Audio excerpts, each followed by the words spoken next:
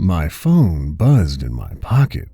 I reached for it, only half listening to the sales meeting I was in. My boss was rattling on, stressing about how we needed to push numbers, increase our revenue, the usual slog.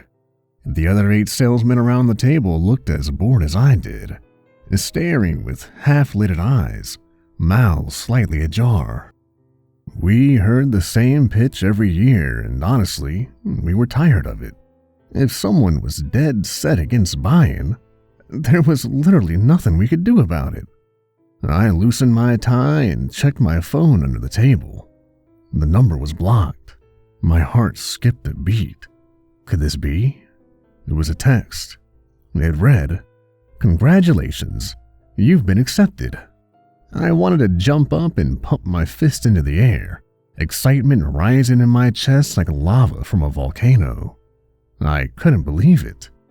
After all this time, I had finally done it. After all my hard work and dedication, all those times I went the extra mile and thought no one noticed. It felt good to know it was all worth something. It felt great. The possibilities this would open up, the life it could lead to. It was everything I'd ever wanted. I shot a glance at my boss at the head of the room, still rambling and pointing to a pie chart on the projector, and quickly sent a message back. When do I start? I placed the phone on my leg, drumming the tabletop as I waited for an answer. I forced myself to breathe. I felt like I could burst for joy. I was tempted to give my coworkers the finger and walk out of the meeting, but I resisted. I could stay professional about this. I wanted to call my wife and tell her the good news. She would be so proud of me. And the kids? Wait until they heard what a hotshot their old man was about to become. I was so proud of myself. I was setting such a good example for my family. I was really doing this, and to think they picked me? I couldn't help but smile thinking about it. I always knew that I would make something of myself one day, and my time had come. My phone buzzed again and I quickly checked the reply text. "We start tonight. Meet at Quincy office at 8 p.m. for orientation. Feel free to bring your family, and well done."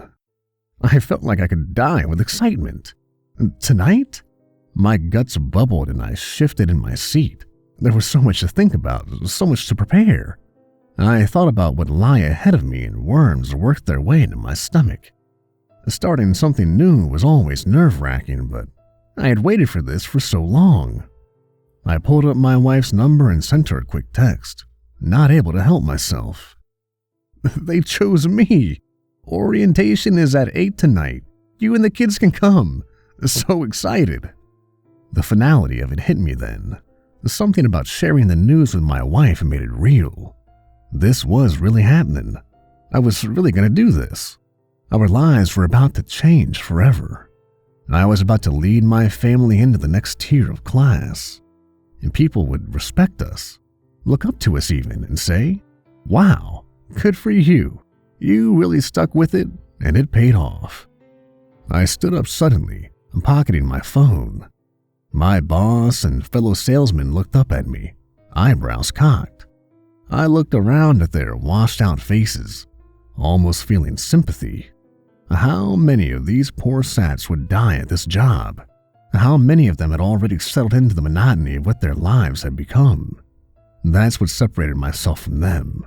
I strove to do great things. I pushed myself and walked that extra mile. I had passions, fire in my chest. "Do you want to say something, Thomas?" I blinked at my boss, staring down the long table at his expectant face. I almost started laughing. I couldn't help it.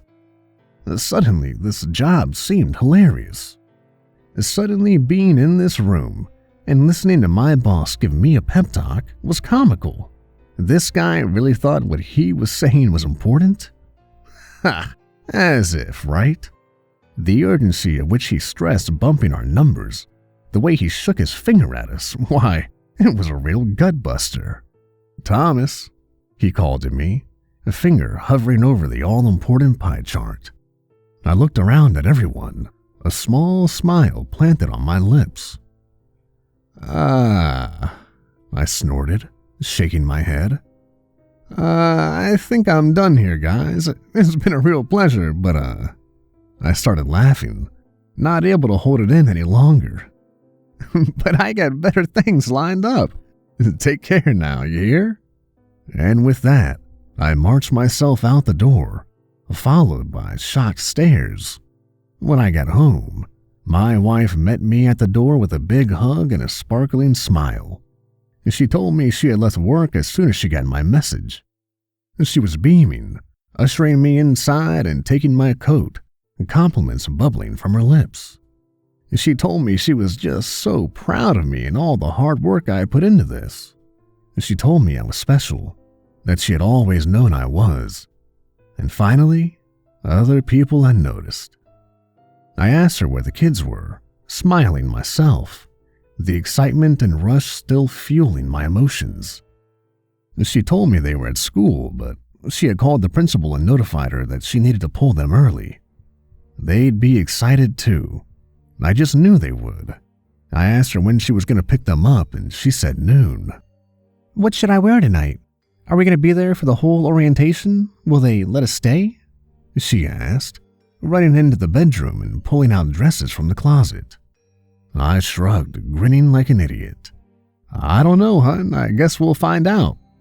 She spun around, a small blue dress pressed to her frame. How's this? Is it good? Oh, Thomas, I'm just so happy I could burst. She ran over to me, giggling, and kissed me, her arms around my neck. She looked up into my eyes, admiration shining from her own. Can I tell everyone? I laughed. They'll all be at orientation. You can tell them then before we start. You know how these things go. We've been to enough of them, right? She smiled, a picture of beauty from ear to ear. I know. It's just so wonderful. I smiled back at her. Good things are happening to us, baby. Stick with me, and you'll go places. She kissed me again and then looked up at me, her face serious. Are you nervous, or are you going to be okay? I was nervous. I was really nervous, but it was the good kind. The churning anticipation of just wanting to get to it. I'm fine, honey, I said reassuringly. I have waited a long time for this. It's what I've always wanted. It's what I want for our family. I want our kids to look back and say, my dad really made something of himself. I want a better life for you, for us. I hugged her tight and kissed the top of her head. It's gonna be a good night. We picked up the kids together, my two boys from their middle school. They climbed into the back seat, positively beaming that they had gotten a half day. I wanted to take them out, have some fun, celebrate. As my wife pulled the car out of the school parking lot, I leaned over my seat, grinning, and looked at my children. I bet you guys are wondering why you gotta leave school early. I couldn't help but feel a little smug. They weren't gonna believe this. They both shook their heads. Well, I said, folding my hands, your old dad is going to orientation tonight. I've been accepted. Isn't that great, kids? Both my sons' mouths dropped in unison, followed shortly by whoops of excitement. I laughed and clapped my hands, enjoying their reaction to the news. Do we get to go? My eldest son asked. I nodded. You sure do. All of you get to go. Well, that did it. They screamed, the hype just too much. I laughed until tears rolled down my face, watching the delight ripple across their faces like shockwaves. It's wonderful to have kids. Oftentimes they say and react in the ways adults aren't allowed. Finally, I raised my hands and told them to settle down, still wiping the tears from my eyes. I told them we were going to have a family day of fun to celebrate, and then after that, I was taking them to dinner. More eruptions of joy followed, along with a few, "This is the best day ever's," and I chuckled again, asking them what they would like to do first. After some discussion and negotiation among my family, we decided that we were going to go to the movies. After that, It was off to our favorite burger joint for dinner and milkshakes. In truth, I was grateful to fill my day with activities. I'd take my mind off the hours between now and 8 p.m. I felt like if I didn't do something to pass the time, I'd explode with anticipation. I just wanted it to be time already and start this amazing new phase of my life. I wanted to get to that moment where I could look at my family and say, "Guys, I did it." We spent the afternoon in the movie theater, slurping down overpriced soda and munching on stale popcorn. It was awesome. During the movie, I would catch my wife looking at me, her face lit by the large screen. I'd look back at her and wink, both of us sharing a loving smile. I could tell just how much this meant to her, how much she appreciated me in that moment. After the movie, I wiped butter from my kids' fingers and ushered them back to the car. Despite having just consumed a barrel of popcorn, my sons moaned that they were starving. Having not eaten but a few kernels myself, I was glad to hear it. I checked my watch and saw that we had 2 hours before we had to be at the Quincy office. We drove across town, our ride filled with commentary about the movie we had just seen. My sons loved it. My wife, not so much. I argued with my oldest about some of the plot points, goading him a little bit just because I was in such a good mood. My wife shook her head, smiling to herself and enjoying the positive energy that sparked around us. 30 minutes later, I pulled into the restaurant and parked, already shouting out what they wanted to eat. The boys bounded from the car. I opened my door and got out, telling them to settle down, that the burgers weren't going anywhere. As I watched my wife follow our kids, it hit me like a shotgun blast. "You're going to the goat room tonight." I bent over, suddenly in need of air, and sucked in the evening sky. I blinked a few times, clearing my head, the realization crippling my mind. I pulled in another couple breaths and chuckled. The gravity of the night before me was astounding. At that moment, I felt like the luckiest guy in the world. I looked up and saw my wife calling me, asking if I was okay. I straightened and gave her a thumbs up and a big smile. I walked to them at the front of the restaurant and taking in my surroundings, letting the setting sun cast its warm rays across my face. What a time to be alive. We got a booth and ordered our food. I got my usual buffalo burger and watched the day fade into night through the windows. We chomped through the patties, my kids devouring theirs with alarming speed, and I ordered us all a round of milkshakes, as promised. I didn't think they needed any more sugar buzzing through their system, but what the heck? We were celebrating, weren't we? As I watched my youngest slurp down the last of his frothy treat, I wiped his face with a napkin and checked my watch. My eyes met my wife's and I nodded to her. "You ready?" I paid the bill and herded my family back to the car. From the restaurant, it was only a 10-minute drive to the Quincy office. As the night blurred past the windows, I felt myself grow quiet. My wife seemed to notice and did her best to shush the kids. She knew I needed some serenity, the weight of the evening approaching fast. She squeezed my arm and offered me a smile. I returned it and focused on the road. I was grateful for her support, grateful for my wonderful family. "You doing okay?" I nodded. "Better than ever. This is just a big step for us, you know? It's a lot to take in." She squeezed my arm again. "You know how proud the kids and I are of you, right?" I glanced in the mirror at my sons, now with their phones out, and peace came over me. One of the biggest fears of a father is to fail his family. I knew I'd never have to worry about that again. I had done it. I had taken the final step to ensure a good life for them, a comfortable life.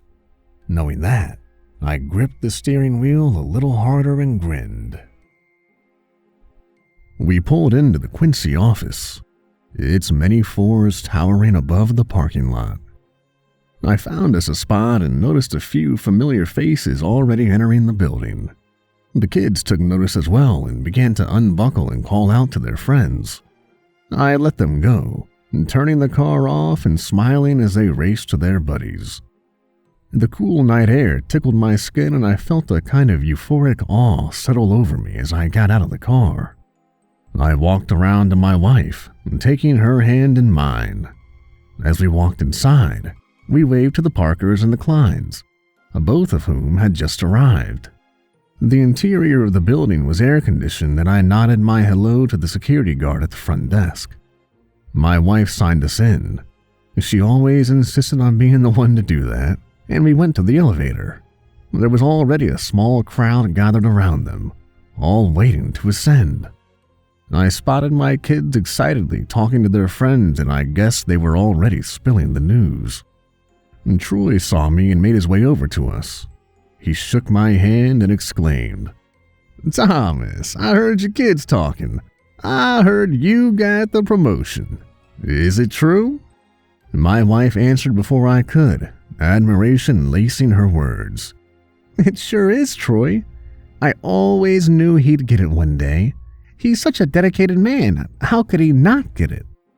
I blushed as Troy slapped me on the back and congratulated me. He called his own family over and told them the news, earning me another round of thumbs up and courteous congrats. At that point, the news was spreading around the lobby, and I was suddenly assaulted by a barrage of handshakes and hugs from all of our friends and acquaintances. They all wished me luck, and I detected notes of jealousy from more than one of them. Finally, we piled into the elevators and pushed the button to take us to the top. The whole way up, I got slaps on the back and smiles, an endless stream of affirmation. It was a good feeling, a great feeling. I looked at my kids and saw their eyes glowing with respect for their old dad. I reached out and ruffled their hair.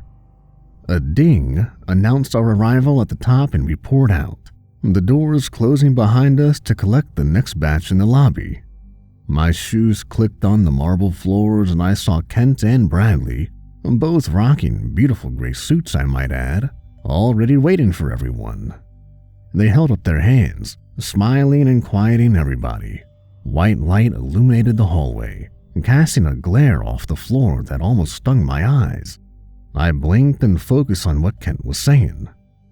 "All right, everyone, settle down," he announced with a grin. "I know it's a big night tonight, but we've all done this before. You know the drill. Follow Bradley to the conference room, and we'll get started in just a little bit." He turned to me. "Except for you, Thomas. You come with me and I'll start prepping you for orientation. When you feel like you're ready, we'll join the others in the conference room." I turned to my family and gave them all a big hug. I kissed my sons on the head and my wife on the lips. She beamed up at me and gave me one quick nod. Go get 'em. The tide of people flowed down the hall, led by Bradley, toward the conference room. I went the opposite way, led by Kent, who brought me to his office. A beautiful polished oak desk dominated the room, the walls lined with oil paintings nailed to dark wood. It was quite the contrast to the modern marble design of the hallway, and as the door shut behind me, I felt like I was in a different building. Kent waved for me to take a seat on the plump leather chair opposite the desk. With a contented sigh, he plopped himself down in front of his computer and leaned back, folding his hands on his chest. I took my seat across from him and licked my lips, feeling a little nervous. "Are you nervous?" Kent asked, grinning. I chuckled. "Yeah, I think so, but that's a good thing, I think. I'm excited." Kent nodded approvingly. "Good, good. We had a lot of applicants this quarter, more than we ever had. That makes your selection all the more noteworthy. I want you to know you should be very proud of yourself." I felt myself blush. "Thank you, sir.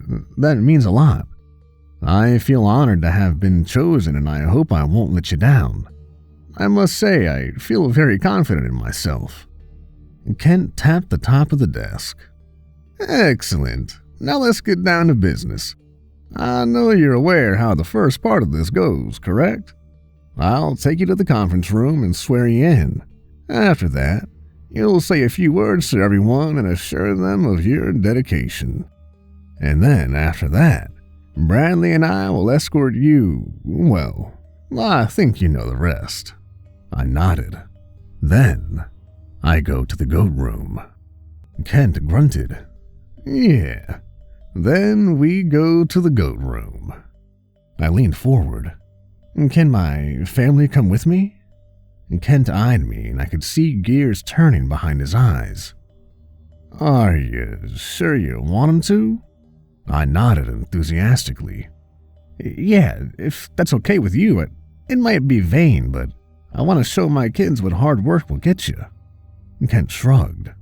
"Well, it's fine by me. It won't be the first time a new promotee is asked to have his family join him." "Thank you, sir." He waved my thanks away. "Think nothing of it. Now, do you have any questions for me? I'm assuming you know what happens after you're sworn in and we move you. It's a silly question, I'm well aware you understand, but it's something I gotta ask." "I understand, and I have only one question. It's about my family." Kent cut me off with a curt slice of the hand. "Worry not, Thomas. You've ensured a better life for not just yourself, but for them as well. The very fact that you're sitting here has already sealed that." "Again, thank you, sir." He sat in silence for a moment, letting the words sink in. Then he stood up and ushered me to the door. "You ready?" "Yes, sir." He led me out the door and down the hall, our footsteps echoing off the walls. I realized my palms were sweating and I wiped them on my pants. Everything I had worked so hard for was finally coming to fruition. We entered a large room that was dimly lit.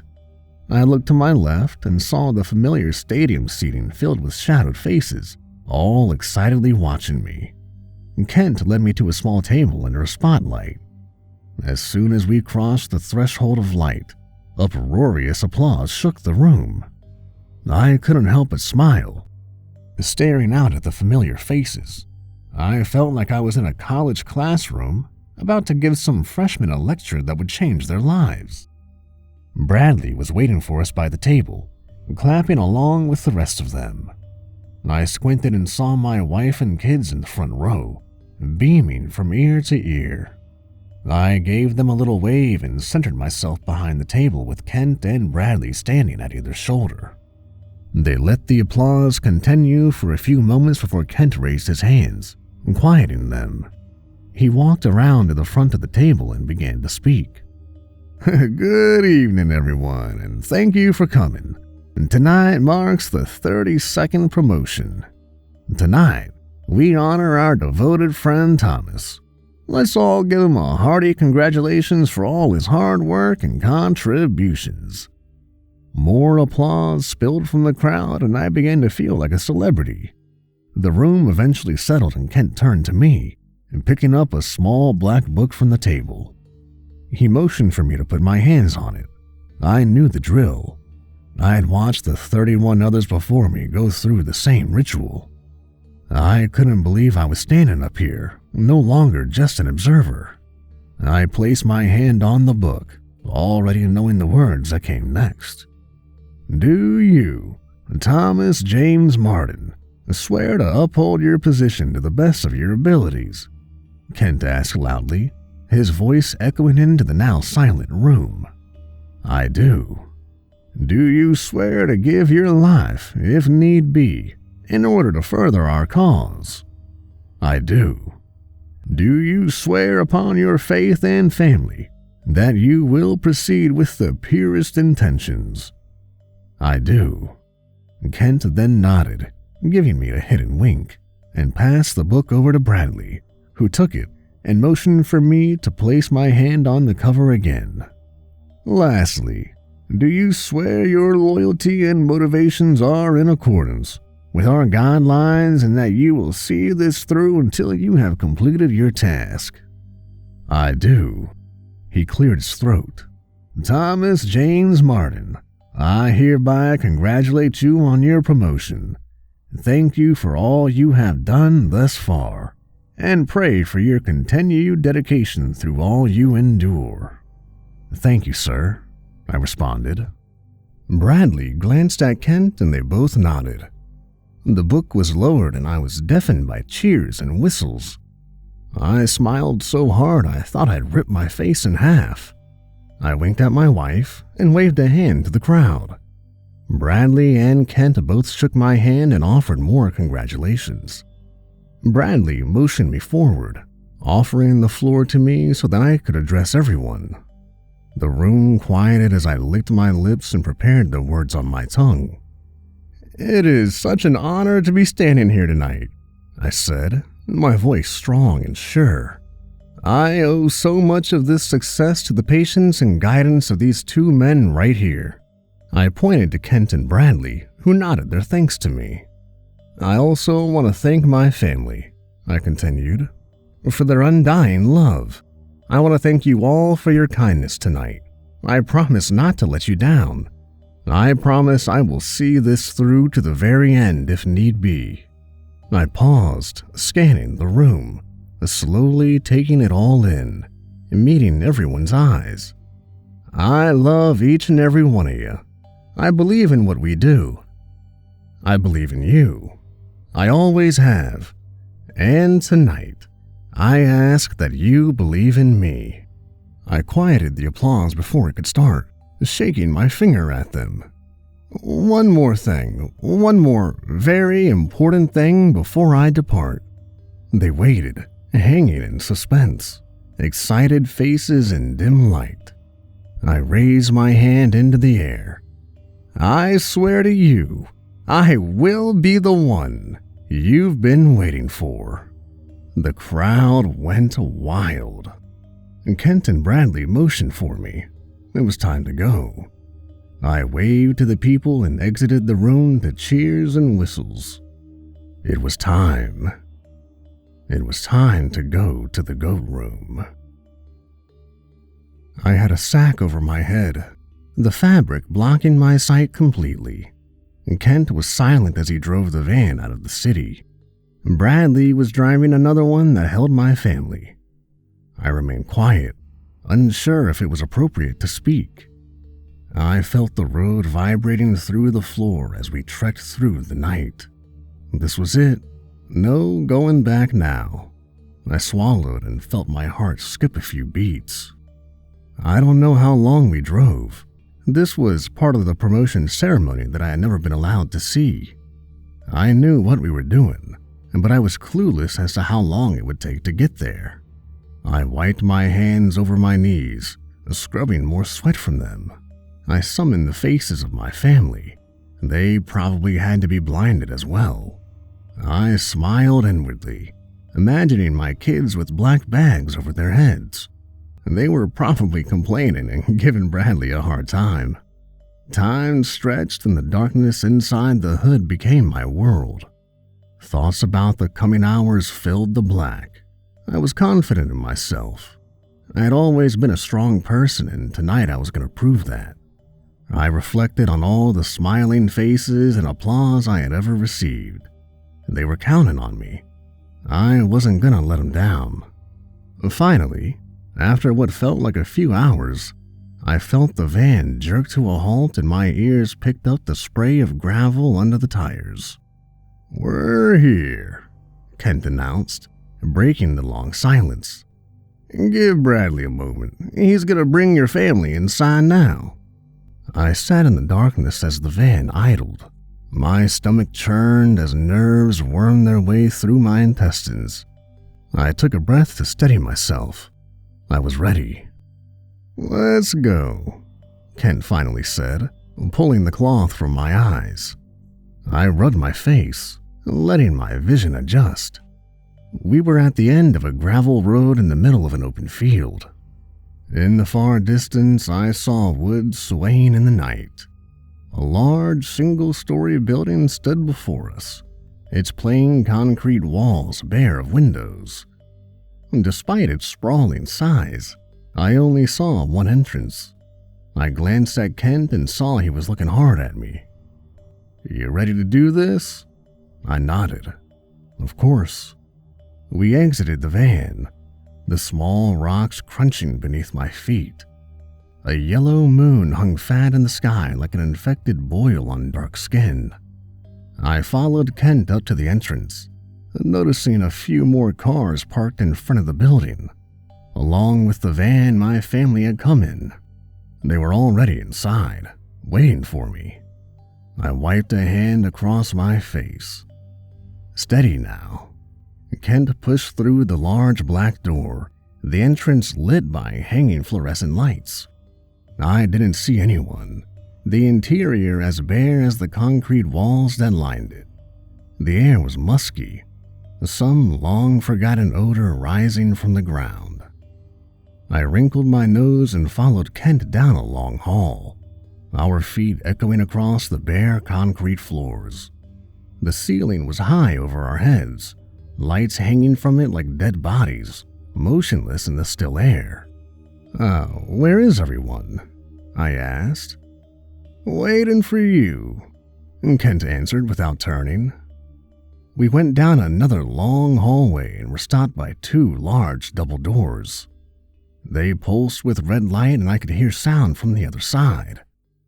Candles illuminated the space, stuck into the walls like knives, hot wax running down the cement. Kent turned to me. "Here we go. You ready?" I nodded, pushing down my nerves. Kent pushed the doors open and heat wafted across my face. The room before me was huge, circular in shape, its walls curving like a swollen stomach. A bright red light lit the space, shadowing everything beneath it in an eerie glow. Seated along the far wall was the Word, his tall figure hidden by flowing red cloth that draped over his head and ran down to the pool on the floor. He didn't move under his garment, giving him a strange, statue-like appearance. Seeing him sit upon his bone-white throne, I wondered what he looked like, the fabric revealing nothing but a gentle pull around the mouth when he breathed. Sitting to the left of him was my family, somber, but I could see a muffled excitement underneath their watchful eyes. Spanning out the past of my family were the rest of the executives. They sat in their perfectly pressed business suits, eyes trained on me as I stood in the door. It was the first time I'd seen them, knew who they were, and a couple of the faces surprised me. The floor was covered with red markings, circles and hard angles crisscrossing along the concrete. Candles littered the floor, rising from the ground like broken teeth. The air was heavy and thick, almost fog-like, the red light obscuring my vision slightly. I felt something prod my back and I turned to see Kent motioning me forward. Hesitantly, I moved toward the middle of the room and stood before the Word. I wondered where everyone else was, the prior 31 who had been promoted. I didn't see him anywhere. Perhaps they'd come later? My eyes circled the room, meeting the gaze of the higher-ups. I wasn't going to let them down. "Hello, dear Thomas," the Word said, breaking the pregnant silence. His voice rolled across the space between us like a bulldozer. I bowed my head slightly, a sign of respect. I couldn't believe he was actually speaking to me. It was hard not to pop with pride. My children would one day tell stories of this night, every detail of the tale spooling out in front of me in real time. "Before we begin, I'd like to thank you for your unwavering loyalty. It has not gone unnoticed, and tonight, you will reap the rewards of your efforts and commitment to us." The Word shifted slightly, the cloth covering his head wrinkling in the haze. The lack of any eye holes gave his appearance an almost eerie look, as if under that robe, something inhuman dwelt. "Thank you, sir," I said, hoping it was okay to speak. He dipped his head. I'm happy to see your family here. They should witness what their father and husband is about to do. They should be very proud of you, as am I. Now, are you ready to begin? Are you prepared in both mind and body? Yes, I am, I said, stealing my voice. He spread his arms, the red cloth swallowing his limbs. Let us begin, then. A door opened to the right of me, one I hadn't noticed, and two huge men stepped into the room.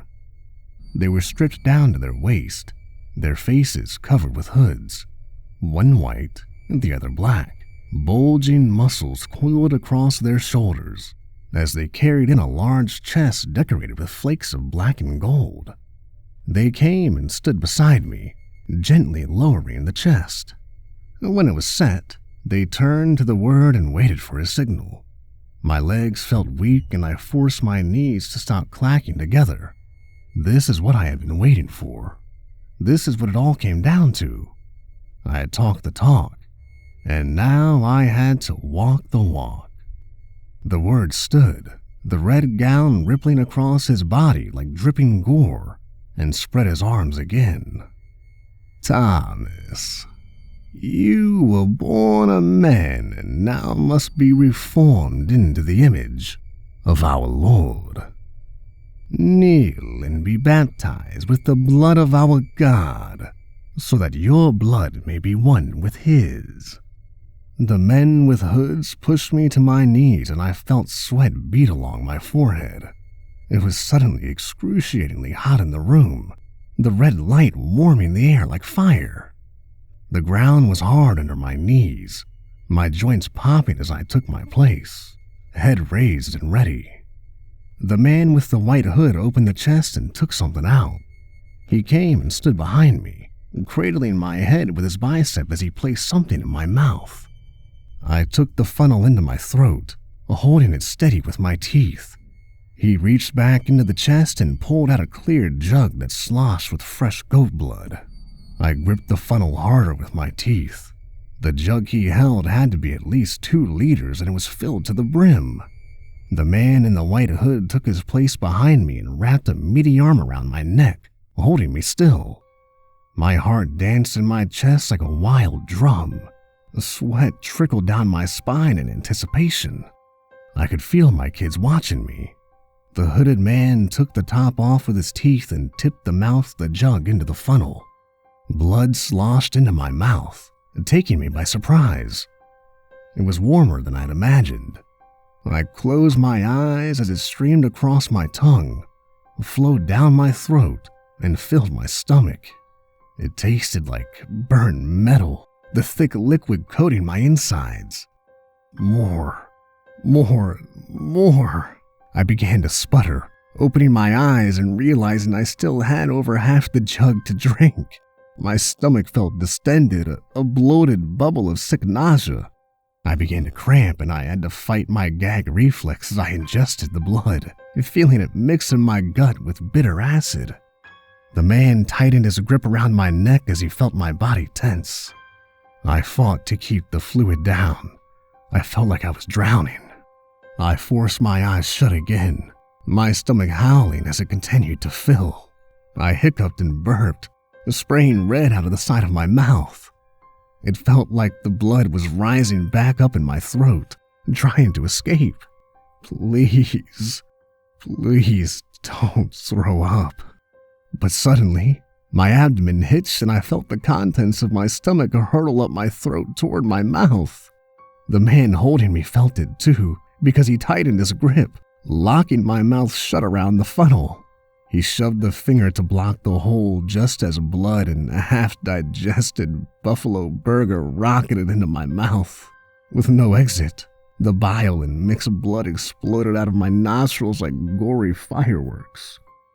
I choked and struggled to breathe, my nose burning with stomach acid. I squeezed my watering eyes shut and forced myself to swallow the vomit back down. My body screamed in protest and I let out another gooey burp, traces of stomach bile leaking from the corners of my mouth. And then, the funnel was removed and I fell forward onto my hands, gasping for air. I took a few steady breaths, testing my body and wiping my mouth with the back of my hand.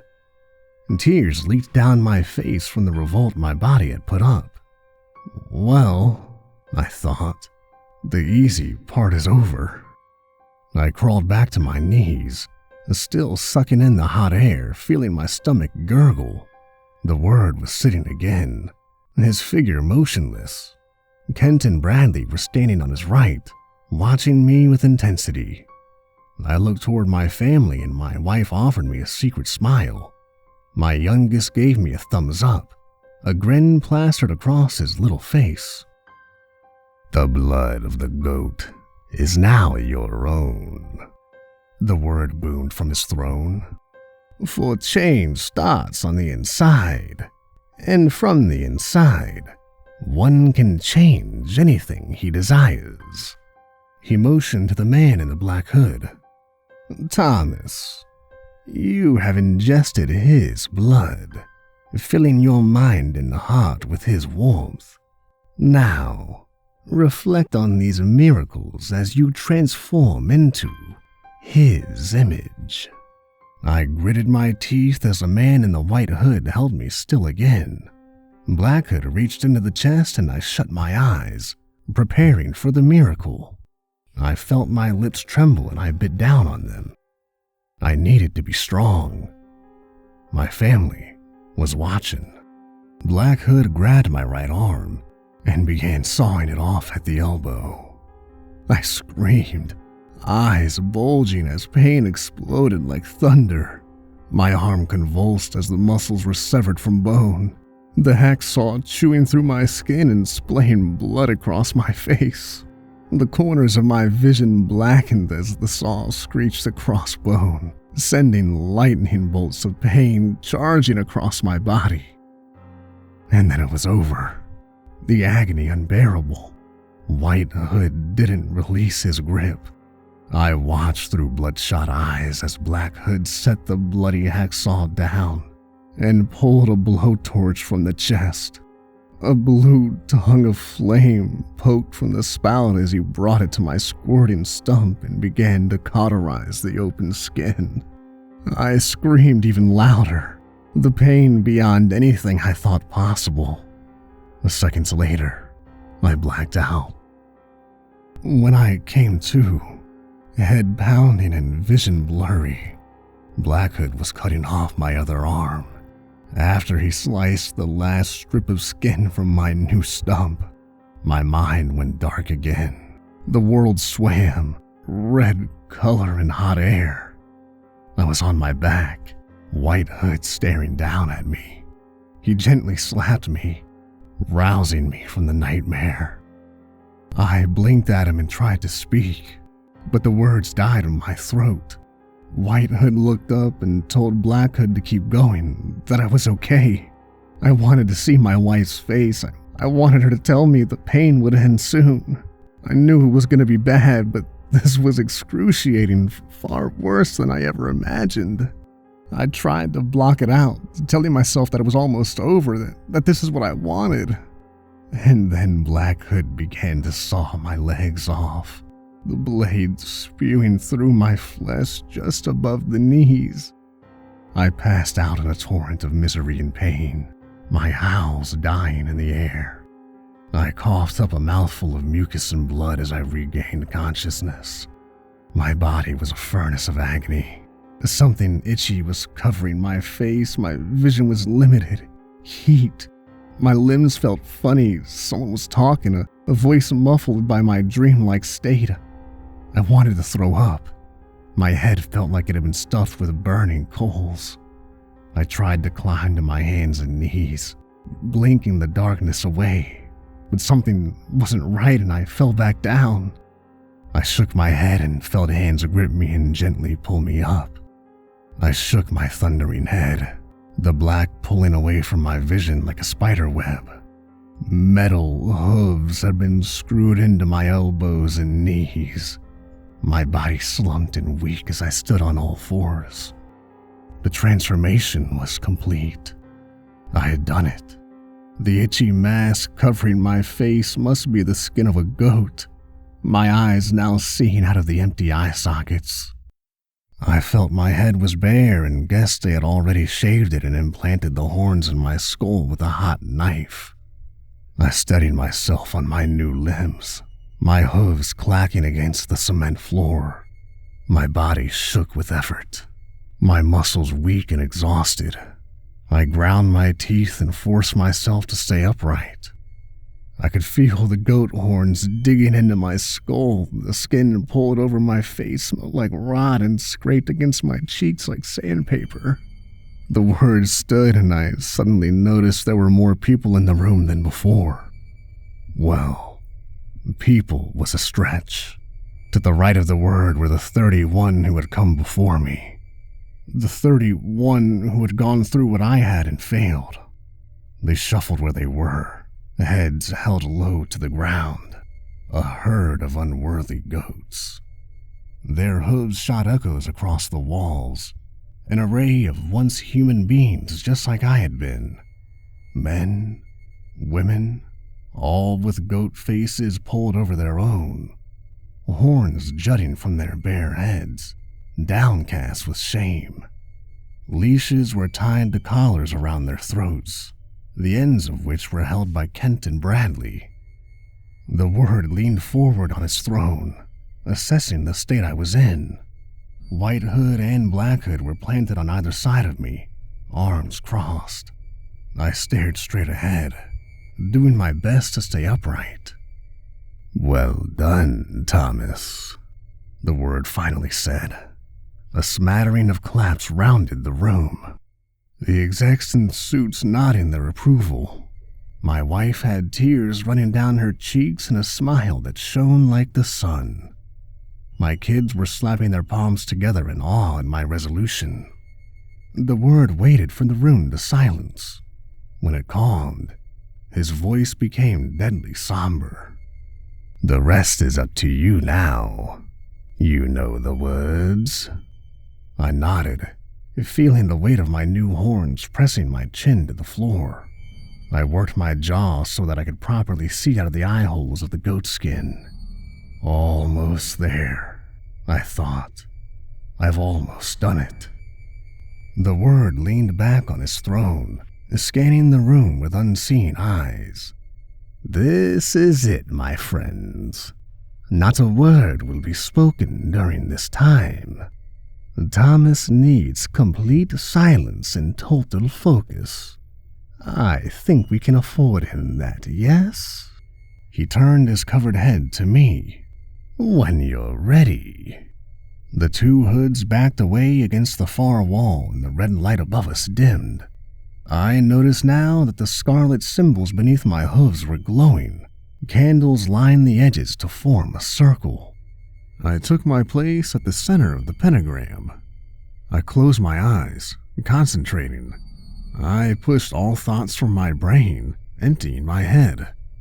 I focused on breathing, on the heat that swirled around me. I saw the red light filtering through my eyelids and let it dance behind my eyes. Sweat and blood dripped off my new face and fell to the floor. My limbs screamed in their new form, but I silenced the tormented flesh. I drew in a long breath and then spoke, my voice strong and determined.